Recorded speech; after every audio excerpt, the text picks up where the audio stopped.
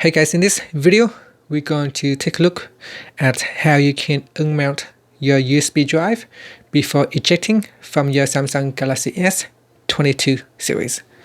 Now at the top here, swipe down and in the status bar, expand USB storage added. And in here, you can tap on the unmount button.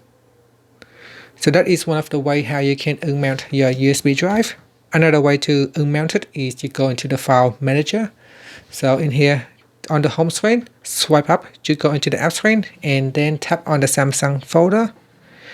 Next, tap on My Files. In My Files, go down to your USB storage and then tap on the Option key on the right hand side. From the pop-up menu, tap on Unmount. And that's it. We have now unmounted the drive, and after that you can safely remove your USB drive. Now make sure that you always unmount first before removing your USB drive. If you don't do that, sometimes you can cause the drive to get corrupt, or you can corrupt files on your drive. So for example, if you've got some important pictures or memories, or photos or videos, and if you don't unmount it correctly, you can damage the files on the USB drive and those memories will be lost forever. And that's it. Thank you for watching this video. Please subscribe to my channel for more videos.